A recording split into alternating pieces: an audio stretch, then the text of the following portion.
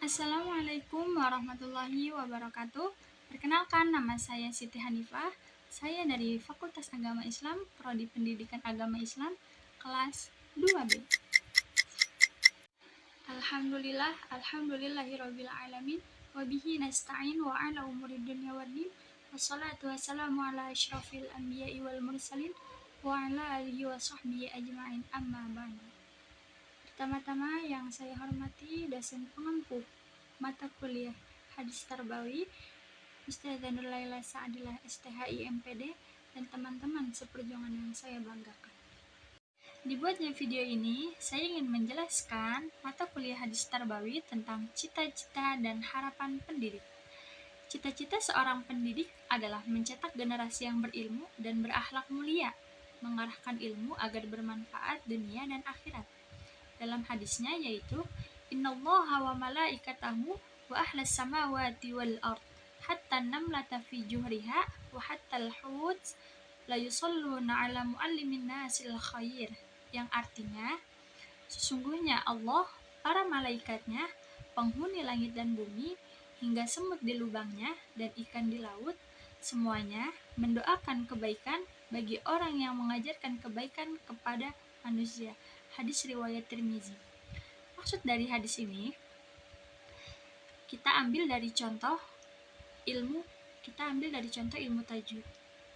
Misal, kita sudah memahami ilmu tajwid dan kita sudah memahami ilmu tajwid ini benar-benar sefaham mungkin, dan kita selalu mengamalkannya dalam membaca ayat suci Al-Quran. Nah, ketika ada seseorang yang bertanya kepada kita, misal, "Kak, aku mau tanya dong, ini hukumnya apa ya di dalam ayat suci Al-Quran ini?" Nah, kita yang sudah memahami ilmu tajwid ini, kita memberitahu, oh ini hukumnya ini, oh ini hukumnya ini. Karena apa?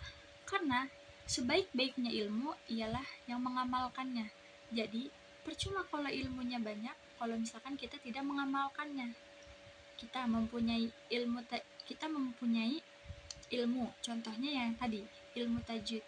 Ada seseorang yang bertanya kepada kita, sedangkan kita sudah memahami dan kita tahu jawaban ini. Kita beritahulah kepada yang menanya ini, bagaimana ilmu tajwid itu? Nah, kita sebagai yang sudah mempelajari dan sudah memahami ilmu tajwid itu, kita memberitahu kepadanya. Karena dia tidak tahu, kita beritahu, oh ini hukumnya seperti ini, cara bacanya kayak gini. Kenapa? Karena sebaik-baiknya ilmu ialah yang diamalkan. Selanjutnya yaitu hadis kedua tentang belajar sebagai jalan untuk menggapai cita-cita. Dalam hadisnya yaitu man salaka tariqan yaltamisu fihi ilman sahalallahu lahu tariqan ilal jannah, rawahul Muslim, yang artinya barang siapa menempuh satu jalan cara untuk menuntut ilmu, maka Allah pasti mudahkan baginya jalan menuju surga. Maksudnya bagaimana penjelasan dari hadis ini? Jadi, semua orang pasti mempunyai mimpi yang tinggi atau cita-cita, seperti ingin menjadi guru, menjadi dokter, menjadi pilot, menjadi TNI, atau yang lainnya. Semua orang juga ingin menjadi orang yang sukses, yang bisa membanggakan kedua orang tuanya. Jadi, bagaimana kita untuk menggapai cita-cita kita? Kita belajar, kita bersungguh-sungguh. Dalam hadis juga ada menjelaskan manjadda wajada, barang siapa yang bersungguh-sungguh maka dapatlah ia. Jadi, kalian tetap semangat terus untuk menuntut ilmunya, karena kalian pasti kan sudah mempunyai cita-cita yang sangat tinggi, menjadi orang sukses. Jadi kalian harus semangat menuntut ilmunya untuk bisa menggapai cita-citanya. Kita lanjut ke hadis yang ketiga, yaitu hadis tentang tanggung jawab pendidik. Dalam hadis, kullukum ra'in wa kullukum mas'ulun an ra'iyatihi. Al-imamu ra'in wa mas'ulun an ra'iyatihi wa rajulu ra'in fihi ahlihi wa mas'ulun an ra'iyatihi wal mar'atu ra'iyatin fi baiti zawjiha wa mas'ulatun an ra'iyatiha, yang artinya setiap kalian adalah pemimpin dan setiap kalian akan dimintai pertanggungjawaban atas yang dipimpinnya. Seorang pemimpin adalah pemimpin bagi rakyatnya dan akan dimintai pertanggungjawaban. Seorang laki-laki adalah pemimpin dalam keluarganya dan akan dimintai pertanggungjawabannya. Seorang perempuan adalah pemimpin di rumah suaminya dan akan dimintai pertanggungjawaban pertanggungjawabannya. Hadis riwayat Bukhari dan Muslim. Jadi maksud dari hadis ini kita ambil dari contoh organisasi. Gini, dalam organisasi itu pasti ada ketua, wakil, sekretaris, bendahara, dan anggota-anggotanya. Nah, di suatu hari, misalnya suatu organisasi ini ingin mengadakan sebuah acara, contohnya event. Nah, di dalam event itu kita kan harus tahu konsep-konsepnya bagaimana. Entah itu kita mau mengundang siapa, atau acaranya bagaimana, susunan acaranya bagaimana, kita diadakan di hari apa, tanggal berapa, di tempatnya di mana, waktunya kapan. Tapi semisal ketuanya tidak bertanggung jawab, lantas bagaimana susunan acara ini berjalan dengan lancar?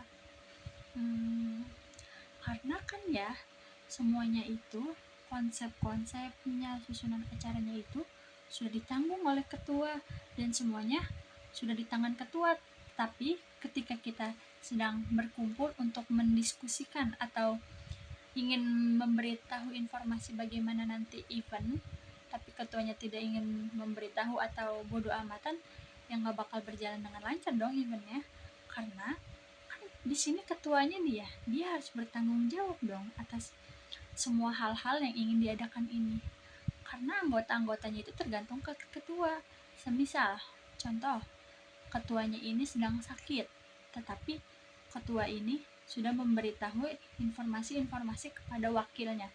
Nah, ketika kita kumpul, ketuanya tidak apa-apa, tidak ikut, karena kan sedang sakit, jadi sudah diwakilin oleh wakil ketuanya ini. Ya nggak apa-apa kalau gitu, berarti ketuanya masih tanggung jawab. Kalau emang ketuanya kayak melarikan diri giliran kita udah mau mulai event nih, misalkan kita H-1 seminggu atau H-6 atau H-5 kita ingin mengadakan event, tetapi konsep-konsepnya belum ada. Bagaimana untuk menjalankan event itu dengan benar? Karena ketuanya aja seperti itu. Oke, cukup sekian dan terima kasih. Kurang lebihnya mohon maaf. Jika ada kesalahan, tolong dimaafkan, dibukakan pintu maaf yang seluas-luasnya. Saya Siti Hanifah pamit undur diri. Wassalamualaikum warahmatullahi wabarakatuh.